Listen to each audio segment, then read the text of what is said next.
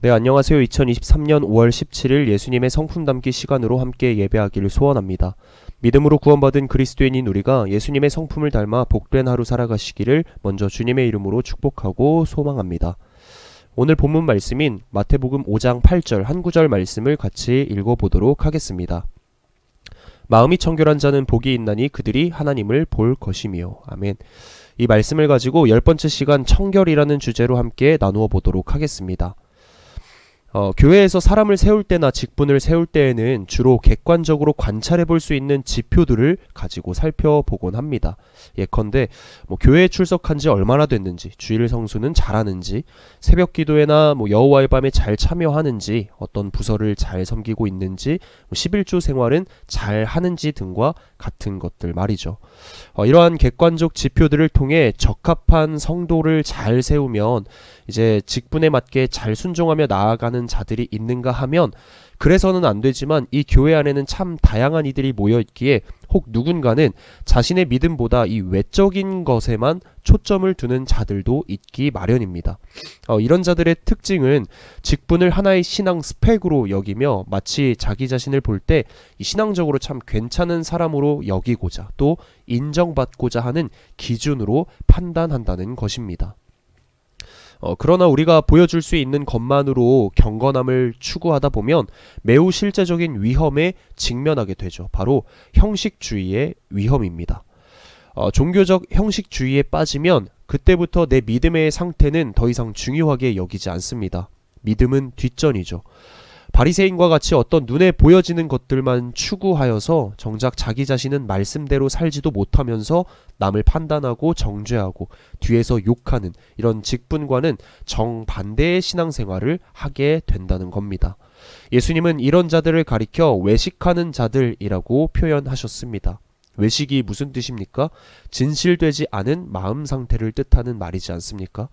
적어도 우리가 오늘 본문과 주제가 말하는 이 마음이 청결한 자가 되기 위해서는 겉모습만 믿음 있는 척하고 속으로는 믿음대로 살지 못하는 이 진실되지 않은 외식적인 모습을 가져서는 안 되겠죠.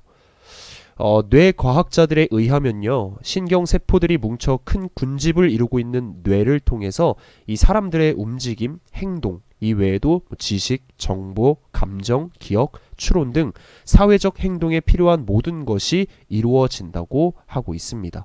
무슨 말이냐? 즉 사람은 어떠한 행동을 하기에 앞서 생각이라는 것을 한다는 겁니다. 생각이라는 것은 어떤 관념에 도달하기 위한 의식적인 정신적 과정, 헤아리고 판단하고 인식하는 것 따위의 정신작용이나 태도라는 뜻을 가지고 있습니다. 그래서 고로 사람은 생각하기에 따라 곧 마음먹기에 따라 달라진다는 말이 실제로 근거가 있는 말이라는 것을 우리가 알 수가 있죠. 실은 신앙의 문제도 이 마음, 생각으로부터 출발하는데요. 마태복음 15장 19절에 보면 마음에서 나오는 것은 악한 생각과 살인과 간음과 음란과 도둑질과 거짓 증언과 비방이니 이런 것들이 사람을 더럽게 하는 것이요라 기록되어 있습니다. 헬라어로 마음은 카르디아, 히브리어로는 레브라고 쓰는데요. 이 두 단어 모두 이 마음을 사람의 존재와 인격의 중심지로서 지성과 의지와 감정의 근본 원천이다라고 보고 있는 단어들입니다. 즉 마음이라 함은 어떤 긍정적인 차원에서 보면 사람의 전인적인 사고와 행동을 주관하는 곳이라고 말할 수 있고요. 반대로 마음이라는 것이 이 양면성을 띠고 있기에 우리의 모든 문제의 근원이 될 수도 있다는 것을 말씀드릴 수 있습니다. 사람의 마음이 항상 선하고 좋은 것은 아니지 않습니까? 실은 어쩌면 선함보다 악함이 더 두드러지고 좋은 것보다 나쁜 것에 더 치우쳐져 있는 것이 사람 마음이겠죠. 이 마음을 어떻게 지켜가느냐에 따라 살기도 하고 죽을 수도 있다는 것을 깨달은 잠언 기자는 잠언 4장 23절에서 모든 지킬 만한 것 중에 더욱 내 마음을 지키라. 생명의 근원이 이에서 남이니라 라고도 말하고 있습니다. 여러분은 내 마음을 지키기 위해서 이 그리스도인으로서 어떤 생각과 또 어떤 행동을 하고 있습니까? 그런데 실은 이 질문에 선뜻 확답을 내리기가 쉽지만은 않습니다. 당연하죠. 앞서 나누었듯이 이 사람 마음이라는 것이 양면성을 띠고 있기 때문입니다. 따라서 마음을 새롭게 하는 이 청결함을 이루어가는 일은 참 어렵습니다. 그러나 오늘 예수님께서 말씀하셨듯이 마음이 청결한 자는 반드시 복이 있을 줄 믿는 저와 여러분 되시기를 소원합니다. 예수님께서는 팔복 중 6번째 복으로 오늘 본문 8절과 같이 말씀하시죠. 마음이 청결한 자는 복이 있나니 그들이 하나님을 볼 것이며 라고 말입니다. 마음이 청결하다라는 말은 어떤 상태를 의미하는 걸까요? 성경에서 말하는 청결은 보다 넓은 의미로서 위선과 거짓이 없고 아무것도 숨겨진 것이 없이 정직하고 진실한 마음의 상태를 의미합니다. 그렇기 때문에 마음이 청결한 사람은 그의 정직함과 진실함으로 인해 하나님과 사람 앞에서 투명한 존재가 됩니다. 또 기만하거나 속내를 숨긴다거나 비열할 수가 없습니다. 교회에서는 그렇게 은혜로운 모습을 비추다가 교회 문 밖을 나서자마자 다시 세상에 마음을 두고 교만과 욕심의 뒷공무니를 좇는 거짓과 위선의 모습을 찾을래야 찾을 수가 없습니다. 이 청결한 자의 모습이 어떤 모습인지 떠오르시나요? 또 마음이 청결하다는 말은 정화된 또 흠 없는 이란 뜻으로 이 깨끗함이라는 개념에 초점을 맞출 수가 있습니다. 하지만 마음이 청결하다고 해서 그 안에 더러운 죄가 전혀 없어진다라는 말은 아닙니다. 바울은 고백하기를 로마서 7장 21절, 23절, 25절을 보면 곧 선을 행하기 원하는 나에게 악이 함께 있는 곳이로다. 또 내 지체 속에서 한 다른 법이 내 마음의 법과 싸워 내 지체 속에 있는 죄의 법으로 나를 사로잡는 것을 보는도다. 또 내 자신이 마음으로는 하나님의 법을 육신으로는 죄의 법을 섬기노라 라고 말하고 있습니다. 죄성을 가지고 태어난 연약한 인간이 제 아무리 어떠한 선한 생각과 행동을 해도 여전히 인간은 죄인에 불과하다는 것을 우리로 하여금 깨닫게 하시죠. 때문에 이와 같은 약함 속에서도 우리는 끊임없이 하나님께 회개하고 우리를 구원하신 예수 그리스도를 믿는 믿음 안에서 살아가야 하는 중이지 않습니까? 그렇다면 왜 예수님은 이와 같은 마음의 청결을 제자들과 사람들에게 요청하셨을까요? 저는 이것을 우리가 서두에 나누었던 바리새인들에게 비춰진 종교적 형식주의 때문이라고 생각합니다. 그들은 하나님께서 마음의 진실함을 원하시는 것을 깨닫지 못하고 외적인 거룩함에 취하고 또 만족하여 종교의 외형에만 관심을 가졌습니다. 그들은 너무나 쉽게 내적 청결은 무시하고 대신에 외적인 행위들과 과정들을 중심으로 한 믿음을 만들어 가고자 했습니다. 물론 겉모습만 보면 그들은 참 나무랄 데가 없는 사람들이었습니다. 그러나 그들은 그렇게 열심히 종교 생활을 하고도 구원에 대한 확신을 갖지 못했습니다. 그러니 여전히 가슴 한쪽에 답답함이 남아있어 일전에 세례 요한에게도 가보고 예수님에게도 지금 기웃거리는 것입니다.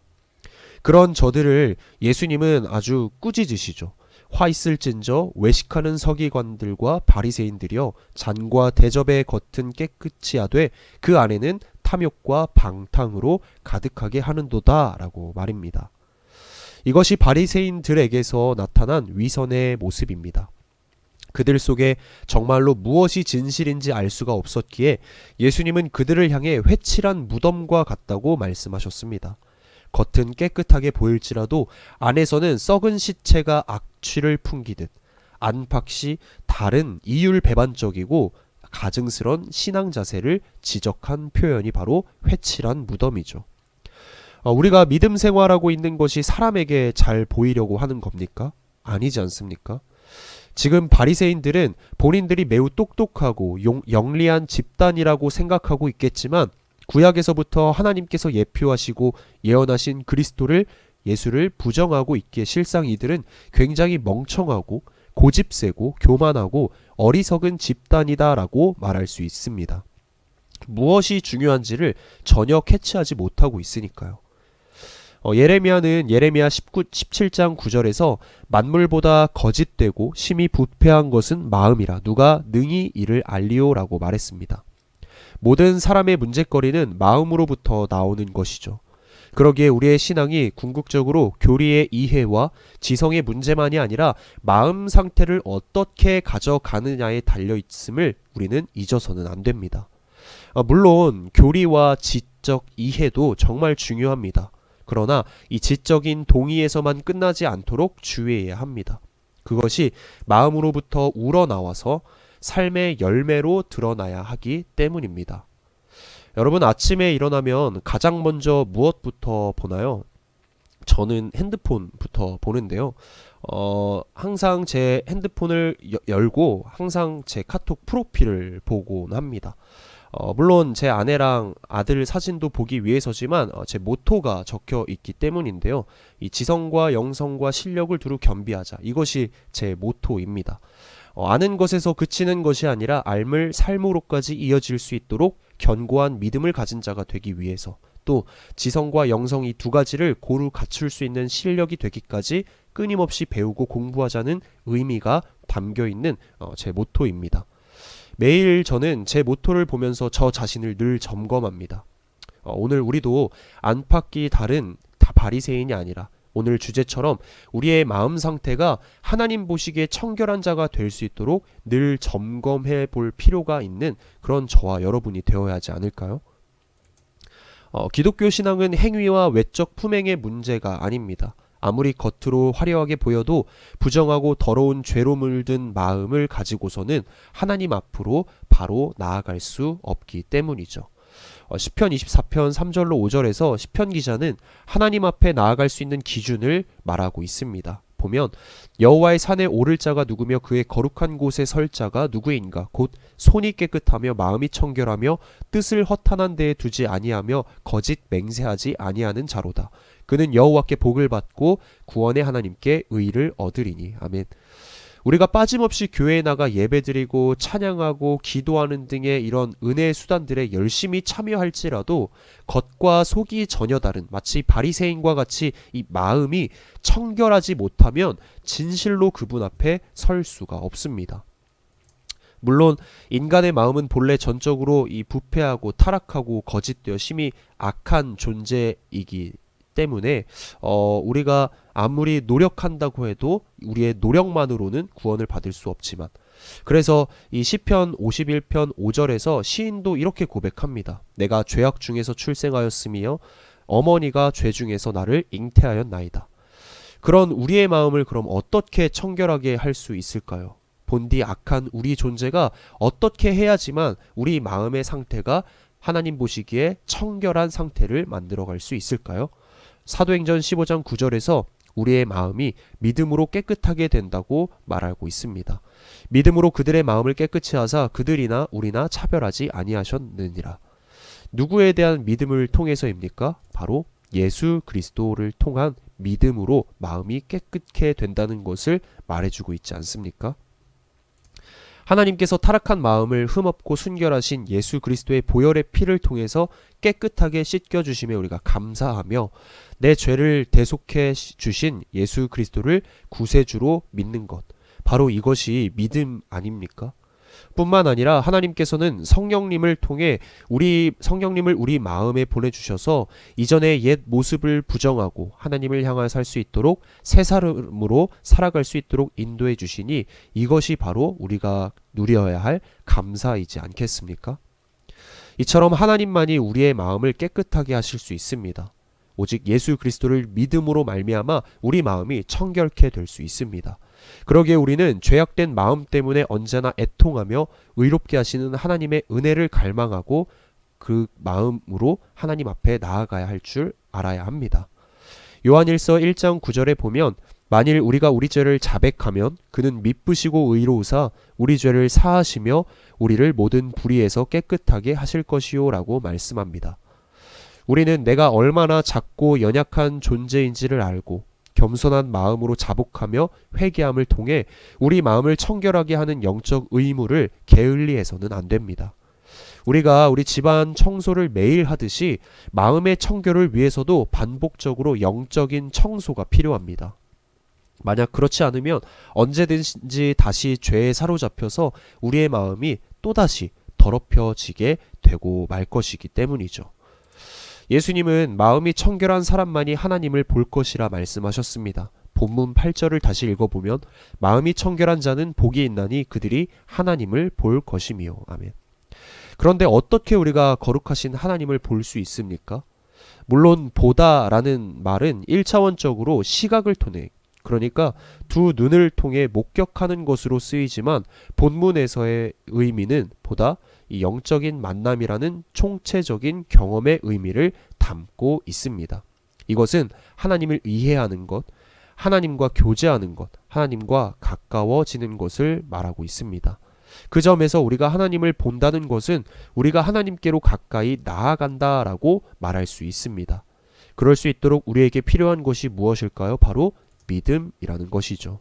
우리는 믿음을 통해서만이 우리의 마음을 청결케 하며 또 하나님께로 가까이 나아갈 수 있는 자가 된다는 것. 오늘 이것이 우리가 청결할 수 있는 방법이 되겠습니다. 사랑하는 성도 여러분, 비록 우리가 연약한 죄인에 불과하기에 불완전한 상태로 살아가고 있다 해도 여전히 믿음 안에서 하나님을 바라보고자 열심히 신앙생활을 이루어 가는 중에 있습니다.